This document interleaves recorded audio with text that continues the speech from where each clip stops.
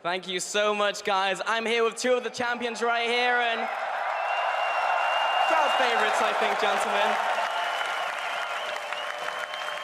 First off, I've got to talk to you, Hybrid, about the end of that game, because that was absolutely nutty as we got to the end of that one. And you guys turned it around through team fights in the very ending of that game. What was the emotion like on the team? I mean, we were behind, like, pretty far. But everyone knew that we would win the game, because our team plan was better, I think. And Lysandra was pretty strong, but I have exhaust for her every fight.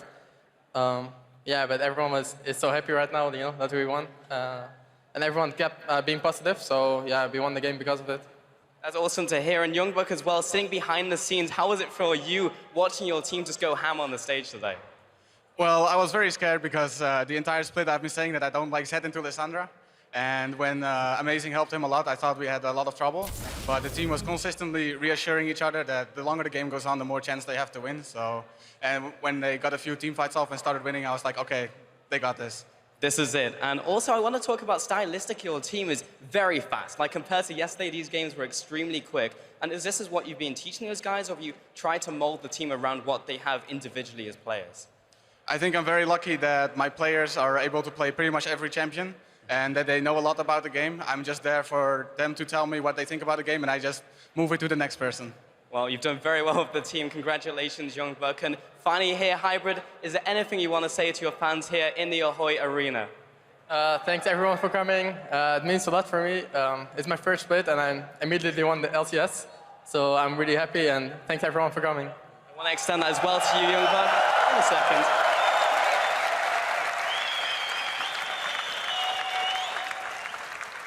Youngbuck, anything you want to say to the guys here in the arena? Ja, ik wil iedereen graag bedanken voor jullie komst. En,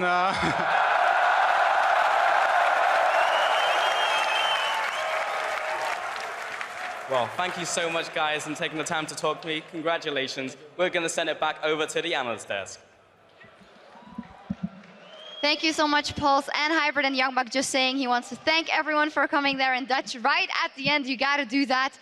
Well, first off, to round things out, I think we have a very, very nice champion here, and I love the fact that we talked about history in the beginning of the series.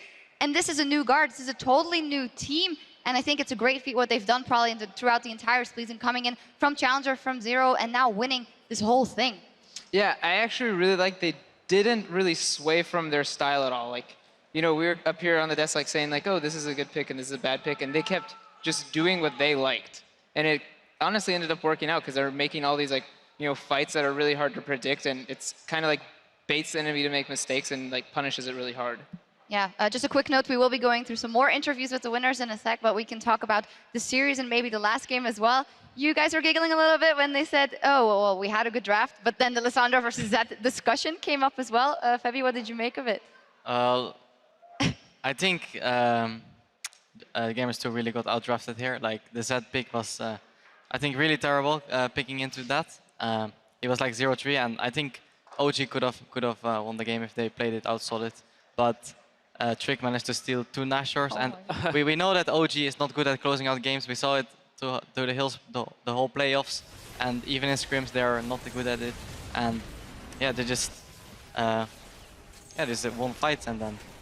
Yeah, and then it all goes wrong at the Barons as well. I mean, Amazing played pretty well this game as well, and to be honest, the series, but on the Elise, we were talking, just ran out of options. The Cocoons just couldn't quite find the right targets later on, and it slows Origen down, and G2 capitalized, rightly so, from some good fights. Yeah, I mean, Amazing also had a great series, but in the end, Trick is incredibly consistent throughout all of that, and then those things are just those little touches of magic, of extra that you need, those steals as well. You guys are talking a lot about Perks, obviously. You're saying how he can win you the game, but he can completely throw it to you as well. What do you make of his performance overall?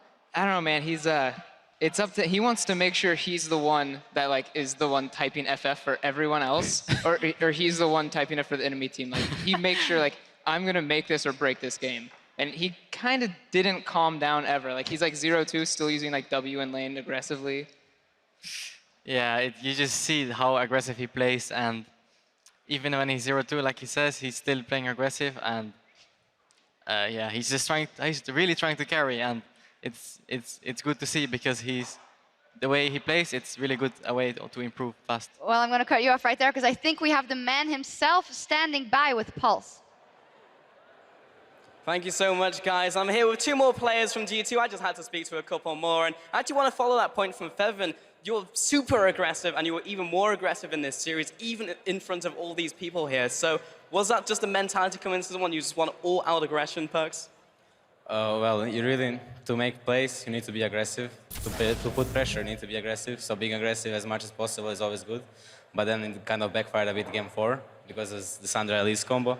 But yeah, I was really confident going into the series.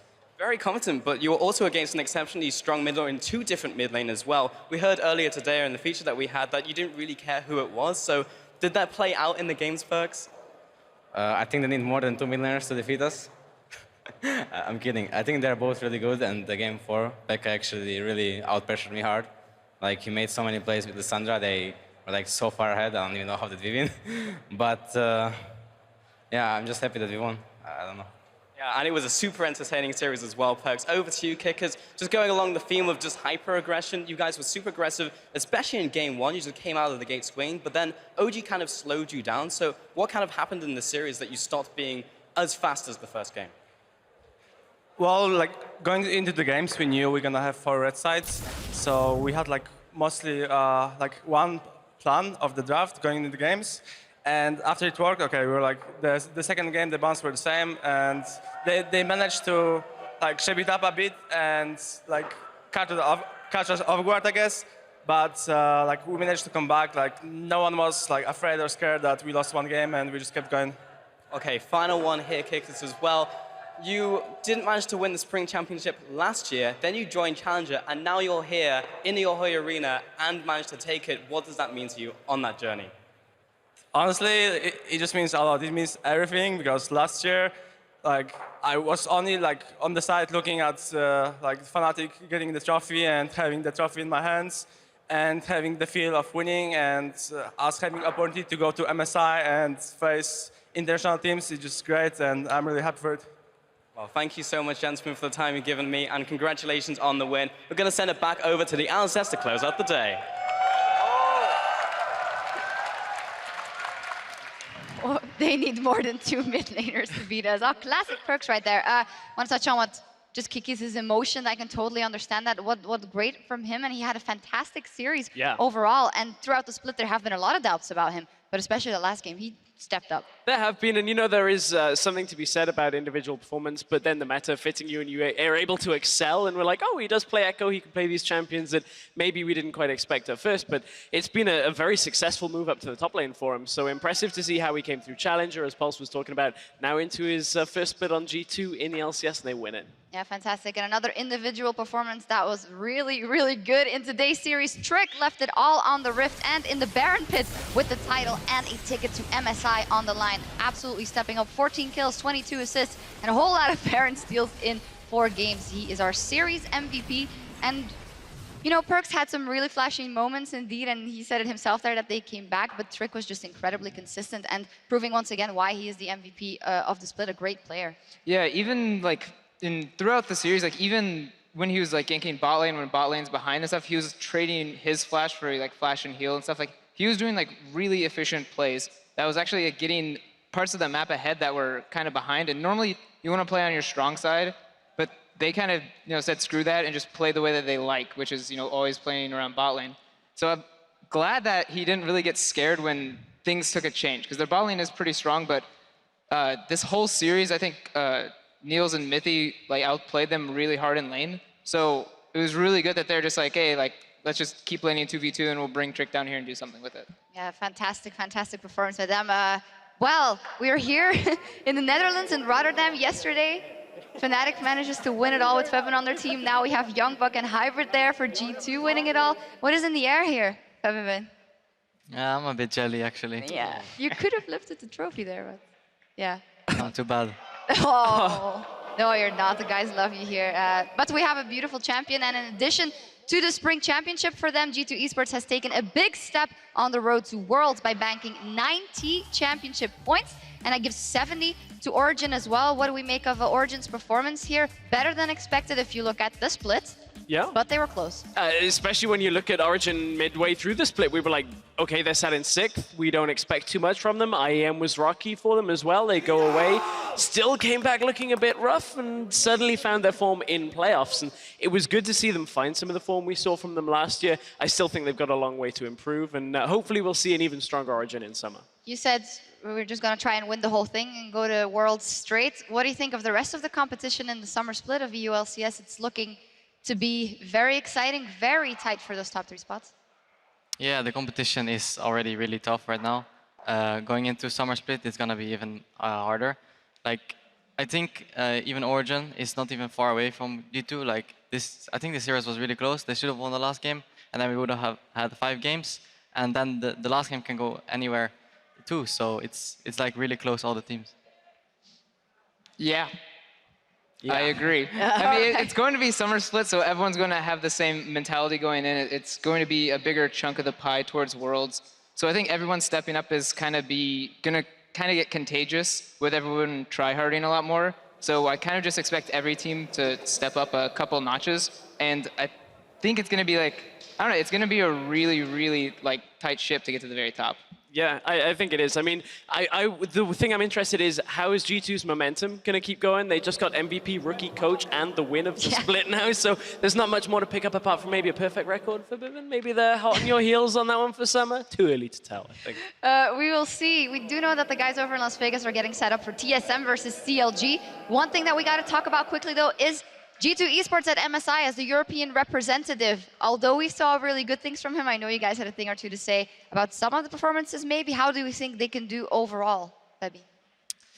I think they really have a shot at like really fighting the teams because they're really aggressive and they really team fight really good. But if they draft like they did today, I think they're just gonna get outclassed in the ban and pick phase because you're not gonna get away with this kind of comps against the better comps, and people are not gonna make silly mistakes and not get snowballed on, and I just think that's gonna be the difference. Yeah, I agree with Febby. You know, they picked the Zed into Lissandra, and all it took was, you know, 2 Elise ganks to make that lane snowball like crazy. You know, so really simple things like, oh, their comp is built with Zed, you shut down Zed, you win the game. I think if they pick these like really one-dimensional comps that need a certain person to get ahead, they'll just focus that guy and he won't get ahead, and then they'll have like no strength in the comp. I'm excited to see them up against the likes of what we expect to be the Rox Tigers coming out from Korea, because you see glimpses of the play style that G2 are trying to adapt. Nowhere near the same level, unfortunately, for our European representative. We'll see if they can level up to that, anywhere near that point coming into MSI. But I think it's a good matchup, at least for fans to be excited about. We'll see if they can do better than Fnatic, the 5 games dream versus SKT. It was a very good performance. We're almost ready to go over to TSM versus CLG, but I do want to touch in with you guys because you've been tweeting up a storm all day, and one of those tweets comes from @MerchVerso. He thinks G2 is ready for the international stage and tweeted, they have shown their ability to adapt to the meta and know how to play when ahead and behind. Well, unfortunately, when you throw a game and then have to get it back in your hands, that's also not ideal way. It's just the same. Yeah. The way they call plays, it's always the same. Like, there's like 5 missing on the map, and they're like, we'll do Baron. It doesn't matter if they're 10K ahead or behind, that's the call that they'll make at that point. Yeah, well, while things are said and done here in Europe until the summer split, the 2016 mid-season invitational is just a few weeks away. The top teams from regions around the world will convene in Shanghai, China, the May 4th for a 2-week tournament with a lot on the line. And G2 will be joining the LMS's Flash Wolves as the first teams to qualify.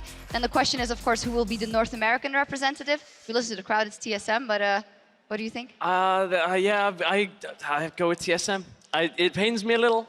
They performed badly in the regular split, but they've got something now. TSM. TSM? Bjergsen's my boy. Okay, so we'll see what happens. Well, I'd like to thank you guys for joining us on the desk here in the Netherlands. Fevin, it must have been a great experience for you here. Yeah, the crowd is amazing here, and I really want to play in my country again, and it's just something I will never forget in my life. No, it was amazing here. Nederland, jullie zijn geweldig. Until then, that is all from us here in Europe. Before we send it to Las Vegas, it's Mandalay Bay for the North American LCS Finals. Thank you so much for joining us throughout the 2016 European LCS Spring Split.